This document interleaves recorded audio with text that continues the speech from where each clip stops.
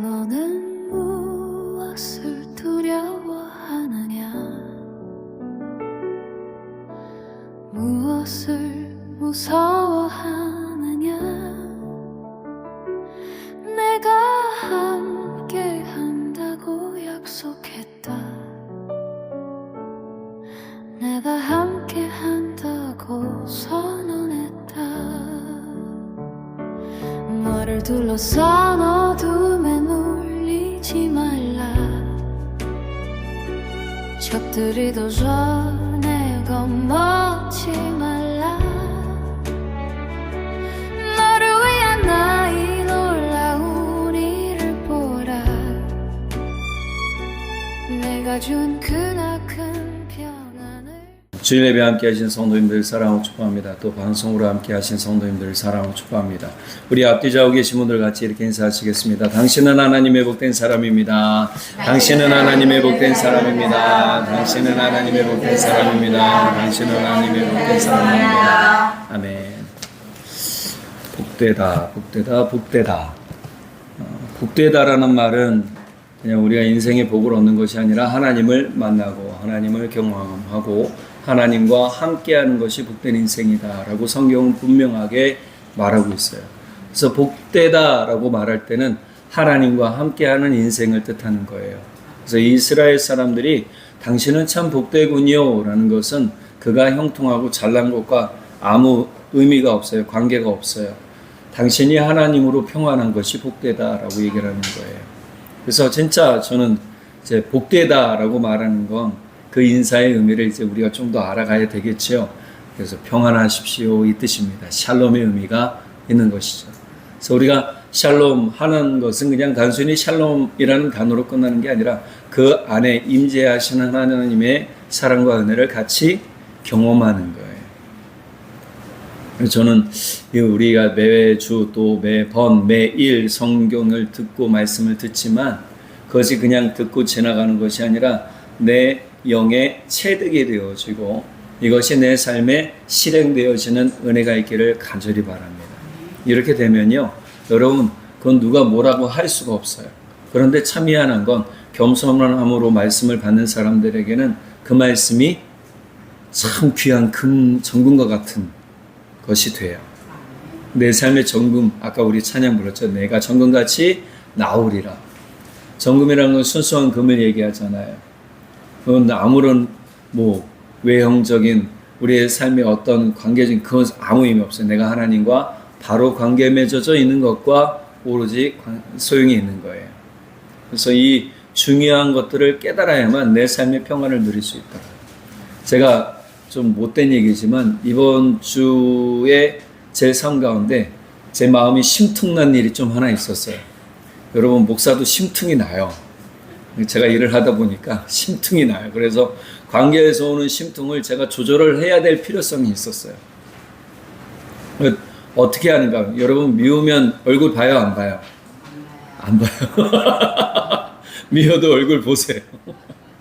미워도 얼굴 보셔야 돼요. 왜냐하면 제가 나중에 깨달은 철칙이 하나 있는데 성경의 은혜를 통해서도 하나님의 말씀의 은혜를 통해서 깨닫는 건 피하는 것은 절대로 득이 못 된다. 물론 피하는 것에 득이 된 요셉처럼 피하여 득이 될 때도 있겠지만 그러나 우리가 문제 해결을 원할 때는 반드시 부딪힐 때도 필요하더라. 그래서 이거를 대면이라고 이야기를 해요. 우리가 하나님을 피하면 우리가 하나님의 은혜를 경험할 수가 없죠. 하나님과 대면하고 이야기를 해야 하나님께 은혜를 얻을 수 있게 되는 거예요. 사실 오늘 우리가 읽은 본문은 5장 전체를 쭉 연결해서 봐야 돼요. 5장에서 이야기하는 부분은 율법을 통해 죄를 깨달았고 그 죄를 가지고 내가 혼자 전전긍긍하며 어떻게 해결할까를 고민하는 것이 아니라 이 죄를 가지고 누구 앞에 나아가야 되는가? 예수님 앞에 나아가야 된다. 예수님 앞에 나아가서 죄의 용서함을 받고 그리고 자유함을 얻어 그 자유로 어떻게 하는가? 하나님의 기쁨을 위하여 살라라고 이야기해요. 물론 갈라디아 교회가 문제가 있던 게 아니에요. 문제가 있어서 오늘 본문의 이야기를 이야기한 게 아니에요.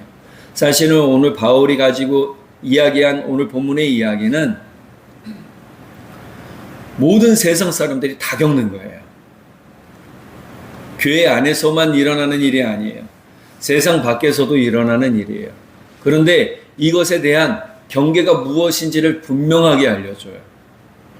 그럼 육체의 일을 원하는 사람들은 계속 육체의 일을 쫓아가게 되고 육체의 생각을 쫓아가게 되고 육체의 가치를 쫓아가게 돼요. 그러나 예수를 만나 참된 은혜를 깨달은 사람들은 영의 은혜를 가지고 영의 가치를 쫓아가요. 이게 다른 거예요. 그래서 오늘 우리가 첫 번째로는 바울 사도가 이야기한 16절부터 육의 일은 이러하다라고 이야기하면서 쭉 나열하죠. 그런데 그런 반면에 성령을 가지고 영의 일을 추구하는 사람들은 무엇을 바라보는가? 성령의 열매를 바라본다는 거예요. 그래서 오늘 제목이 이거예요. 한번 따라 읽어볼까요? 시작. 성령을 따라 행하는 사람이 되자. 여러분 성령을 따라 행하시길 간절히 축복합니다. 성령을 따라 행하십시오. 그래야 기쁨이 있어요. 그래야 즐거움이 있어요. 제가 아까 조금 심퉁이 났다고 그랬잖아요. 아까 어떤 사람과의 관계 때문에. 이건 누구와의 관계가 아니지 제 마음에 제 다스림에 있더라는 거예요. 성경의 말씀을 통해서 보면 내가 먼저 주님 안에서 성숙된 모습이 되면 성장한 모습이 되면 사람들을 어떻게 바라보고 내가 그 사람들 가운데 어떤 역할을 해야 될지를 알게 돼요. 그래서 이 사람이 이렇게 하는 것에 대해서 내가 그때 당시에는 조금 심퉁이 났어. 화가 났어요. 근데 그 다음에 마음을 어떻게 해요? 다시 바꿔먹는 거예요. 제가 그래서 그 다음에는 어떻게 했냐면 웃으면서 잘했어 이랬어요. 한번 따라해볼까요? 잘했어. 네, 진짜 마음은 미운데 얼굴은 웃으면서 잘했어 하는 겁니다. 많이들 하세요. 밉다고 보지 고개 휙휙 돌리지 마시고 그러다 이제 관절 나가요. 큰일 나는 거예요. 오늘 말씀에 보면 이게 분명해요. 그래서 육체의 일을 따르는 사람과 성령의 은혜를 따르는 사람은 그 마음가짐이 다른 거예요. 그래서 우리가 육체의 일을 가지고 주님의 일을 따르는 것이 아니라 우리가 주님께서 우리의 영을 자유케 하심으로 1절에 보면 5장 1절 성경을 한번 볼게요. 5장 1절에 보면 그리스도께서 우리를 자유롭게 하려고 자유를 주셨으니 그러므로 굳건하게 서서 다시는 종의 멍에를 매지 말라라고 얘기해요. 여기서 종의 멍에란 죄의 멍에예요. 죄의 멍에예요. 여기서 얘기하는 성경에서 얘기하는 죄란 하나님을 섬기고 하나님을 떠난 것뿐만이 하나님을 불신하고 하나님을 믿지 않고 하나님을 떠나고 하나님의 말씀을 거부한 것뿐만이 아니라 우리의 삶에서 짓는 모든 죄악들을 포함하는 거예요. 다시는 그러한 죄의 멍에를 매지 말라라고 얘기를 하는 거죠. 그러면서 마지막으로 13절 14절에 뭐라고 그러냐면 형제들아 너희가 자유를 위하여 부르심을 입었으나 그러나 그 자유로 육체의 기회를 삼지 말고 오직 사랑으로 서로 종노릇하라. 온 율법은 내 이웃 사랑하기를 내 자신과 같이 하라 하신 말씀에서 이루어졌나니라고 분명하게 얘기해요. 이건 예수님이 하신 말씀이죠. 내 이웃을 너의 몸처럼 사랑하라. 여기에서 모든 율법은 끝났어요. 완성이 됐어요. 율법의 마침은 뭐예요? 예수 그리스도예요. 예수 그리스도 복음이란 말이에요. 그 안에서 모든 결말이 지어졌어요. 그런데 사람들은 자꾸 어떻게 하냐면 그 다음에 스토리가 궁금하다고 자꾸 뭔가를 찾아다녀요. 그러다 보면 어긋나기 시작하는 겁니다. 이단들은 사람의 마음을 그렇게 노리는 거예요. 유혹하고 미혹해서 어떻게 해요? 여기 성경에서 알지 못하는 또 다른 이야기들 중요한 것들이 있어요 라고 알려주며 이야기하는 거예요. 그래서 우리가 올바른 교회 안에 머무르는 것, 올바른 말씀을 듣는 것이 참 중요하다라는 겁니다. 오늘 말씀에서 우리가 다시금 돌아가서 이전으로 돌아가서 육체로 우리의 즐거움, 우리의 삶의 쾌락, 우리가 원하는 것만 하려고 하지 말고 이제는 주님을 위한 삶을 살아라. 사랑의 삶을 살아라. 이것이 어떤 것이냐? 성숙한 삶이고 성숙한 은혜의 삶이며 믿음의 삶이며 성령의 열매를 맺어가는 삶이다라고 얘기를 해요. 그러니 이 율법이라는 것이 나쁘진 않다. 죄를 깨닫게 하는 것이 필요하다. 죄가 죄라는 것을 알아야 우리가 죄를 안 짓잖아요. 아이들이 참 순수해요. 맑아요. 제가 요즘 아이들 이렇게 이야기하면서 그런 이야기를 했어요. 우리 같이 일하는 선생님들하고 가끔 그런 얘기를 하는데, 선생님들한테 참 10년 전에 10살짜리와 지금의 10살짜리는 전혀 다르다. 그 선생님이 젊은데 그런 표현을 쓰는 거예요. 영악하다. 요즘 아이들은 참 영악하다. 이런 표현을 써요. 그래, 영악하다. 그냥 제가 그랬는데, 우리가 주님 안에서 내가 받아먹을 것만 쏙 빼먹고 영악하게 내가 누릴 것만 누리면 이건 뭐예요? 내 자유를 누리지 못하는 거다. 그래서 바울 사도는 16절에서 한 번 더 강조하는 거예요. 오늘 말씀에. 뭐라고 강조합니까? 내가 이르노니 너희는 성령을 따라 행하라. 그리하면 육체의 욕심을 이루지 아니하리라. 여러분, 여기서 성령을 따라 행하다라는 것은 습관이에요, 습관. 육체를 따라 행하는 것과 성령을 따라 행하는 건 뭐냐면 습관을 가지는 거예요. 제가 어제 이렇게 마트를 들러서 장을 보고 오는데 아내가 옆에서 그런 얘기를 하는 거예요. 뭔가를 딱 보여주니 다 제가 하는 거래요. 그게 다 뭔가 봤더니 좋지 않은 습관들이에요. 뭐 이제 우리 간혹 남성분들이 코털을 손으로 뽑거나 이제 눈썹을 뽑거나 뭐 그런 것들 있잖아요. 근데 좀 보기에 안 좋은 습관들, 그런 것들을 이야기하면 다 제가 하는 거라는 거예요. 가만히 둘러보니까 두 가지 빼고 다 제가 하는 거더라고요. 그래서 인정했어요. 맞아, 두 가지 빼고. 여러분, 육체의 일이라는 건 습관인 거예요. 오늘 여기서 해라는 육체를 따라 행하는 것은 육체의 습관을 가지고 여전히 그렇게 사는 것을 말해요. 반면에 성령을 따라 행하는 것은 어떻게 하는 거예요? 성령의 습관을 가지고 사는 거예요. 성령께서 내게 은혜 주신 그 은혜를 따라 사는 습관이에요. 우리 저마다의 습관이 다 있잖아요. 근데 이 습관들을 어떻게 바꾸어 가느냐가 참 중요한 거예요. 내가 건강해지려면 오래 앉아있는 습관을 버리라고 그래요. 일어나야 한답니다. 제 경험상으로도 그래요. 제가 용종이 안 생기는 건강한 장이었는데 진짜 의자에 하루 4시간 이상 앉아있으니까 어떤 일이 생기는가? 용종이 생기더라고요. 아, 그렇구나. 자꾸 일어나서 움직여야 되는구나. 신체라는 게 그렇더라는 거예요. 건강에 일어서면 다리가 튼튼해지고 관절이 튼튼해지고 혈액순환이 이 밑바닥서부터 펌핑하듯이 시작이 된다. 이게 의사들 말이에요. 내가 걷는 것은 혈관을 자극해서 피를 위로 뿜어 올리는 거랍니다. 근데 가만히 앉아 있으면 어떤 일이 생기는가? 혈류가 안 돈대요. 그래서 실제 비행기 장시간 비행하는 곳 있잖아요.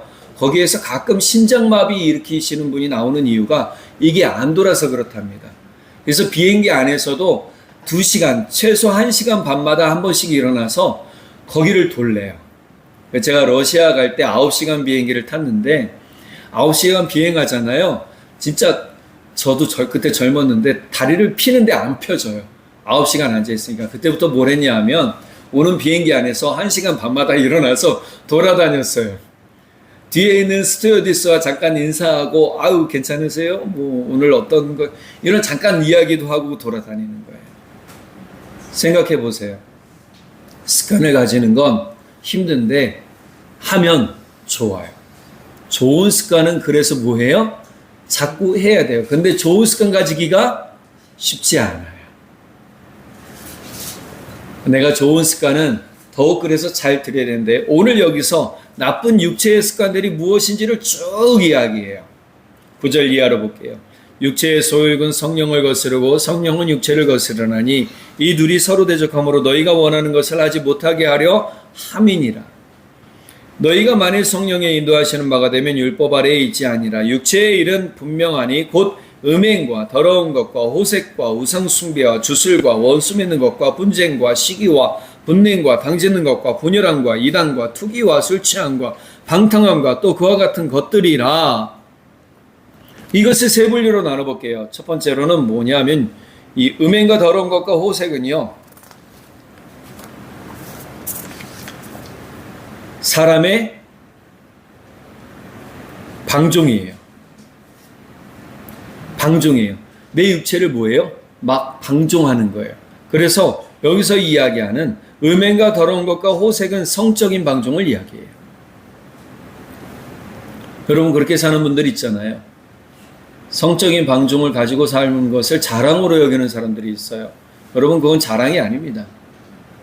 두 번째, 오늘 두 번째 부류는 뭐냐면 우상 숭배와 주술과 같은 종교적 타락이에요.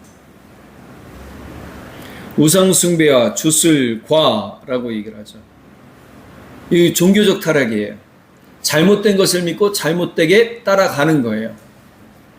제가 이렇게 어떤 분들과 이야기를 하다가 교회가 다 똑같은 교회 아니에요 이렇게 얘기를 하세요. 그래서 아니에요 라고 이야기하며 정통 교회와 교단이라고 보통 얘기해요. 그것과 이단이 어떤 종류가 있는지를 알려주고 그 이단의 특성을 알려주고 이단에 들어갔던 사람들의 결말이 어떠한지를 알려주니까 무서워하더라고요. 모르면 빠지지만 알면 경계할 수 있어요. 그러니까 이러한 것들에 대하여 바울 사도는 경계하는 거예요. 왜 그러냐면 갈라디아 교회에 들어왔던 것 중에 하나가 뭐냐면 주님의 임재가 더디 온다라는 것 때문에 사람들이 어떠하냐면 이 구원에 대한 의심을 가지게 됐고 재림에 대한 의심을 가지게 되었을 뿐만이 아니라 또 한 가지는 교회 안에 들어온 율법주의자들이 뭘 했냐면 예수 믿고 구원받는 것만으로는 부족하다. 여러분 할례를 받아라 라고까지 얘기를 했어요. 그러니 얼마나 혼란스러워요. 교회 안에서 다른 사람 말 들으면 돼요, 안 돼요? 안 돼요. 목사 말만 들으면 돼요. 목사가 왜 잘못된 얘기를 하면 문제가 되겠지만 진짜 은혜로운 이야기, 주님을 향한 이야기를 전해줄 때는 잘 들으셔야 돼요. 제가 이런 얘기를 참 싫어했거든요. 근데 해야 될 필요성을 제가 느꼈어요. 왜냐하면 경계가 요즘 많이 허물어졌다라는 생각이 든 거예요. 바울 사도가 이야기하는 이러한 일들을 우상 숭배와 주술을 아무렇지도 않게 제가 그렇다고 그랬잖아요. 드라마 안에서 교회 장로님인데 뭐 점치러 간다. 그 점집이 어디냐 막 그런 얘기 한다고 그러잖아요. 저희 선생님들도 가끔 그러더라고요. 어디서 뭐 점 잘 본데 그러면 거기에 혹해가지고 그 점집 어디냐 막 그런 얘기를 해요. 그럼 제가 겉으로 그러게 아주 대놓고 얘기해요. 그런 데를 왜 가요? 그런 데를 왜 가요? 여러분, 종교적 타락에 문제가 있었다. 이것은 종교적 타락이죠.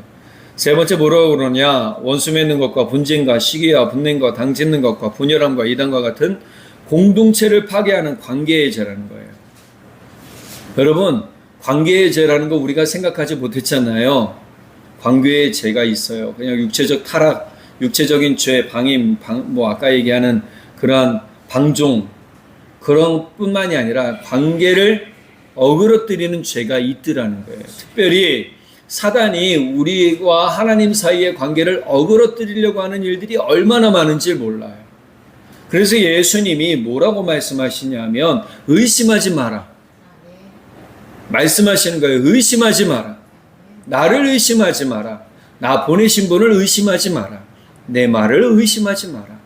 예수님의 말씀은 아주 분명하고 확고했어요. 왜 의심하냐?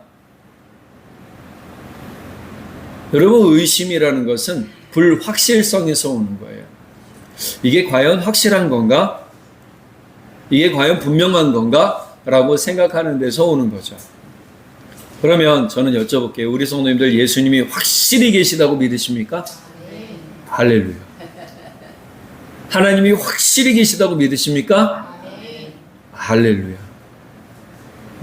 100명이 부럽지 않습니다. 왜냐하면 성경에는 모든 사람들이 10명의 나병 환자가 예수님 고쳐주셨을 때 그들이 다 이제 예수님 말씀 따라 제사장에게 보이러 가요. 가다가 한 사람만이 되돌아와서 내가 이분께 감사하지 못했다는 마음으로 와서 예수님 앞에 와서 감사합니다라고 고백해요. 그럴 때 예수님 질문하세요. 나머지 9명 어디냐? 여러분, 우리가 은혜 받았고 구원 받았고 죄 씻음 받았으면 뭐 해야 돼요? 감사해야죠. 내 삶의 평안을 얻었고 기쁨을 얻었으면 감사해야지요. 누구께 감사해요? 예수님께 감사하는 거예요. 저에게 감사하라는 게 아니에요. 예수님께 감사하라는 거예요. 네 번째, 투기와 술 취함과 방탕함과 같은 절제 없는 삶을 이야기해요. 무절제하면 건강이 망가지고 인생이 망가지고 삶이 망가집니다. 한번 따라해 보시겠습니다. 무절제하면 인생이 망가지고 관계가 망가지고 건강이 망가지고 삶이 망가진다. 제가 하나 더 넣었죠. 관계도 망가져요. 관계도 무절제하면. 내가 말의 절제, 삶의 절제, 태도의 절제, 모든 절제가 필요한 이유가 여기 있는 거예요. 그래서 그와 같은 것들이라고 마지막 이야기하면서 뭐라고 그럽니까? 21절에 전에 너희에게 경계한 것 같이 경계하노니 이러한 일을 하는 사람들은 하나님의 나라를 유업으로 받지 못한다. 하나님의 나라를 유업으로 받지 못한답니다. 이렇게 육의 일을 추구하고 육의 소욕을 따르는 삶은 절대로 하나님 나라를 유업으로 받지 못합니다. 유업이라는 것은 유산으로 받지 못하는 거예요. 그깟 유산 내가 안 받아도 되지 이게 아닌 거예요.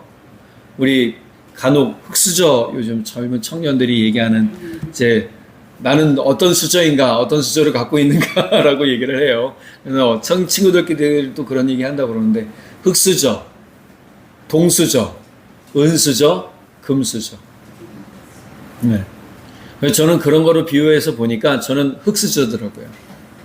받을 유산이 없어요. 얼마 전에 어머님과 통화를 했는데 어머니가 그런 얘기를 하시는 거예요. 어머니가 뭐 좋은 집에 사시는 것이 아니니까 내가 너에게 물려줄 것이 없어서 미안하다. 그렇게 얘기를 하세요. 아니에요, 어머니. 어머니 계신 것만으로 제가 감사해요. 여러분 생각해 보세요. 내가 누군가가 내 옆에 있는 것만으로도 진짜 감사하고 사는지. 오늘 여기서 이야기하는 결국 하나님의 나라는 하나님과 내가 관계를 잘 맺어감에 있는 거예요. 그러면 이 육체의 소욕을 따르는 사람들은 하나님과 관계를 잘 맺었느냐? 그렇지 않더라. 그러니 바울은 이제 대안을 이야기합니다. 그러면 성령의 소욕, 성령을 따르는 일이 무엇인가를 알려줘요. 22절. 오직 성령의 열매는 이렇게 시작이 돼요. 16절에는 성령을 따라 행하라. 그리고 17절에는 성령을 너희가 원하는 것을 서로 못하게 한다. 그러니까 성령을 따라 행하라 해놓고 22절에 바로 오직 성령의 열매는 이렇게 나와요. 성령을 따르는 것은 우리가 올바른 열매를 맺어가는데 이거는 좀 달라요. 이건 뭐냐 하면 성품의 열매를 맺어가는 거예요. 그래서 이게 형이상학적이라는 거예요. 저희가 전도사 때 좀 설교를 이런 식으로 했더니 어떤 목사님이 와서 왜 이렇게 설교를 어렵게 하세요? 형이상학적으로 하세요? 라고 하세요. 근데 성경은 실물을 보여주나요? 아니요. 우리의 성품을 건드려요. 우리 속사람을 건드려요. 우리 양심을 건드린단 말이에요. 그래서 이 둘이 서로 부딪히는 것이 나쁜 게 아니에요. 부딪힌다는 것은 지금 내 양심이 성령과 육체의 법과 뭐예요? 대결하는 거예요. 그래서 지금 내가 어느 편에 서는가를 확실하게 정해야 될 때가 오는데 그때 나는 정해야 되는 거예요. 내가 성령 편에 서서 더 이상 육체의 소욕을 따르지 않고 성령의 열매를 맺어가는 것으로 정해야 된단 말이에요. 아니면 내가 진짜 육체의 방향으로 나가는 거예요. 내가 그전까지는 육체의 방향으로 나가는 게 죄라는 걸 몰랐다면 율법을 통해 알게 됐는데 그것을 통해서 어떻게 해요? 이 은혜를 통해서 성령을 통해서 이게 죄라는 걸 알고 성령을 통해서 내가 바로 서야 된다는 거 아는데 자꾸 내 육체의 습관은 어떻게 해요? 이쪽으로 나가는 거예요. 육체의 방향으로 나가요. 반면 성령은 끊임없이 이 육체의 방향이 어떻게 해요? 내가 잘못된 방향으로 나가고 있다라고 알려주니까 갈등을 일으키는 거예요. 그 갈등을 통해서 우리는 어떤 방향으로 삶을 정해야 될지를 알게 되는 것이죠. 결정하게 되는 거예요. 지금 바울 사도는 그것을 통해서 여러분이 육체의 방향을 따라 나아가면 멸망할 것이지만 성령을 따라가면 성령의 열매를 맺어 성령의 놀라운 은혜를 경험하게 됩니다. 라고 이야기를 해요. 그 은혜란 무엇인가? 그 열매는 무엇인가? 라고 오늘 본문에 이야기하죠. 첫 번째가 뭐라고 그래요? 사랑, 희락, 화평, 오래 참음, 자비, 양선, 충성, 온유, 절제. 우리가 이미 다 알고 있어요. 근데 질문 좀 해볼게요. 우리 성도님들 이거 다 삶으로 실천하고 사시나요? 솔직하게 저도 잘 못할 때가 있어요. 아까 제가 말씀드렸잖아요. 저도 심퉁 날 때가 있다. 분노하는 거 참지 못할 때가 있다고요. 그래서 제 마음을 바꾼다고요. 여러분, 우리가 이것에 대하여 힘쓰는 게 아니고요. 예수님께서 말씀하신 요한복음 15장에 예수님과 함께 접붙임 받아 사는 은혜 가운데 있을 때 이 성령의 은혜, 성령께서 내게 주신 열매를 맺어갈 수 있는 거예요. 예수님 요한복음 15장에서 뭐라고 그랬어요? 나와 함께 있으면 열매 맺는다. 아멘입니까? 아멘. 예수님과 함께 있으면 열매 맺어요. 근데 예수님과 떨어지면 열매 맺지 못하는 거예요. 열매를 맺어도 그 열매가 좋은 열매가 아닌 거예요. 그러면 이 성품의 9가지 열매, 이 열매의 배열도 참 우리가 봐야 되는데, 사랑과 희락과 화평은요, 하나님과의 관계에서 흘러나오는 성품이에요. 하나님은 사랑이시라. 누가 얘기했어요? 사도 요한이 이야기했죠. 하나님은 사랑이시라. 형제를 사랑하는 자마다 하나님을 알고 분명하게 이야기해요. 하나님을 아는 길은 사랑하는 것에 있다. 그래서 사랑은 하나님의 성품이에요. 두 번째요, 희락이에요. 희락이란 건 기쁨입니다. 하나님은 기쁨이에요. 제가 어제 저녁에 제 유튜브에 찬양 하나 올려놨어요. 들어보셨어요? 네. 못 들어보셨어요? 빨리 들으세요.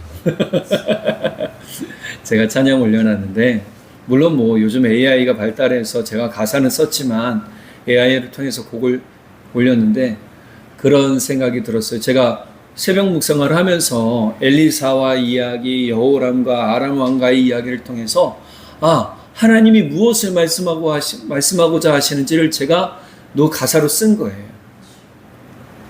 여전히 나는 너의 하나님이다. 아멘. 여전히 나는 너의 하나님이다.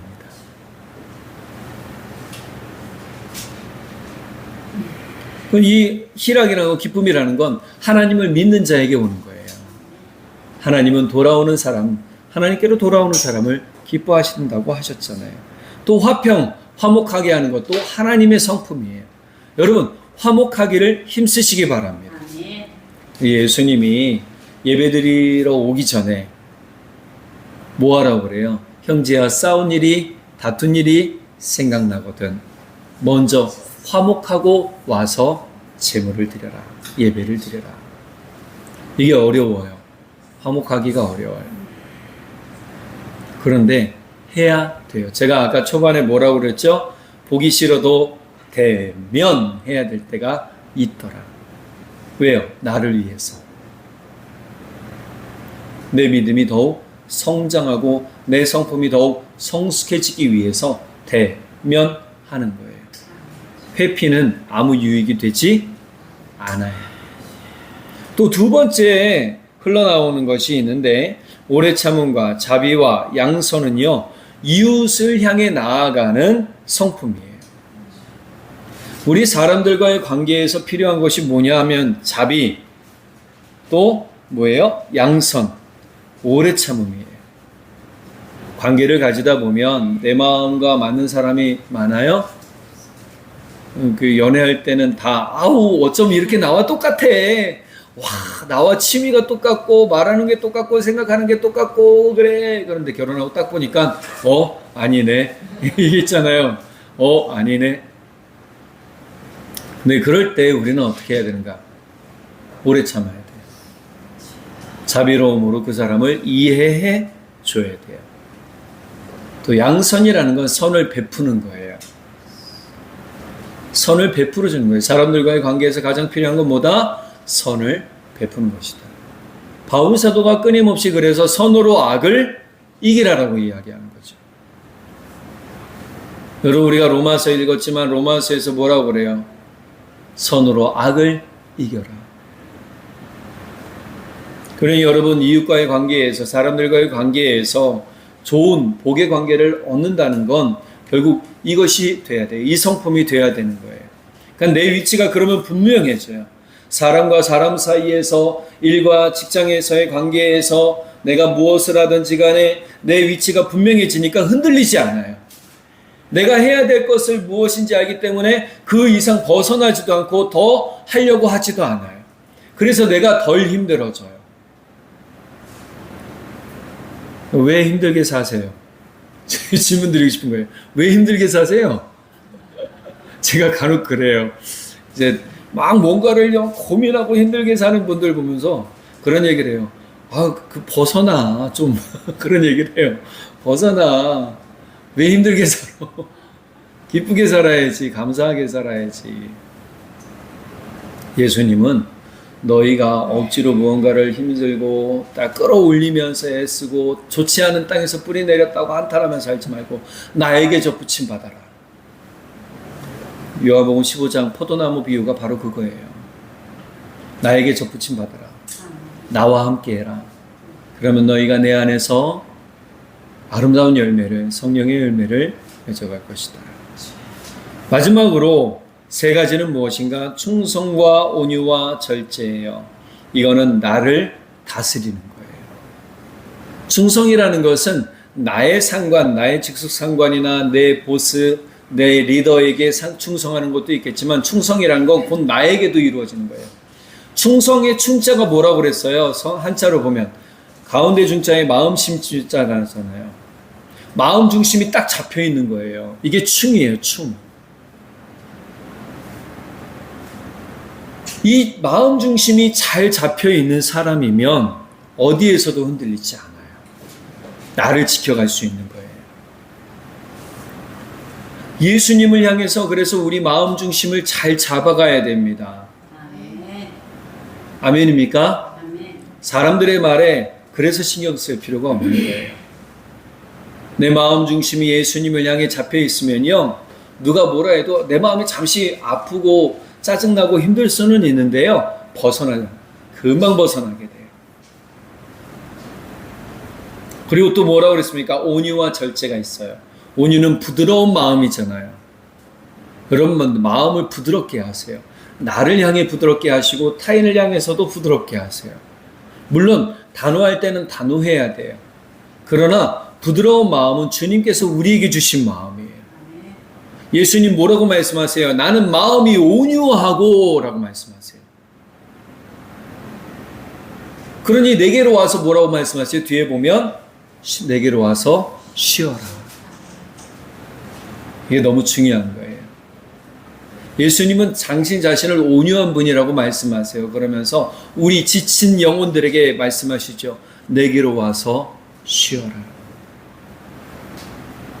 결국 이것은 우리의 모든 것의 완성입니다. 누가 뭐라고 할지라도 주님께서 우리에게 말씀하신 이 성령의 열매는 결국 금지할 법이 없는 거예요. 왜요? 육체적인 행실이 아니라 우리 삶의 성품이기 때문이에요. 성품은요, 삶의 태도고요, 삶의 습관인 거예요. 그러니 우리가 앞서 말한 육체의 습관을 가질 것이냐, 성령의 습관을 가질 것이냐를 선택하고 우리는 그 좋은 습관을 들이기 위해, 아름다운 습관을 들이기 위해, 영적 습관을 들이기 위해 힘쓰고 애쓰며 살아가야 될 줄 믿습니다. 성령의 열매는 저절로 자라가지 않아요. 나무가 뿌리를 땅속 깊이 내려서 물줄기를 끌어올리듯 우리도 예수님 안에 뿌리를 깊이 내려 예수님께서 우리에게 주시는 그 은혜를 깊이 끌어올려 우리 삶에서 열매 맺도록 습관화되어야 될 줄 믿습니다. 그러면 반드시 선한 열매, 아름다운 열매가 맺혀질 줄 믿습니다. 또한 저는 우리 성도님들에게 축복합니다. 이러한 열매 맺고 살아가시기를 간절히 축복합니다. 아멘. 여러분, 이제부터 내 삶, 가정, 직장, 사업장 어떤 사람들과의 관계에 있어든지 간에 여러분 흔들리지 마시고 오직 예수님과 함께 힘있게 살아가시고 선한 열매 맺고 그것을 통해 하나님 앞에 기쁨이 되는 삶이 되시기를 예수님의 이름으로 축복합니다. 기도하겠습니다. 사랑의 하나님 아버지 참 감사합니다. 우리 삶에 주님이 주신 은혜, 그 사랑, 그 기쁨 얼마나 크고 아름다운지요. 오늘 우리가 성령을 따라 사는 사람이 되겠습니다. 성령의 열매를 맺어가 성숙한 성품의 삶을 살도록 주님 우리를 붙들어 주시고 지혜를 더해 주십시오. 믿고 감사드리며 우리 주님 예수님의 이름으로 기도드렸습니다. 아멘.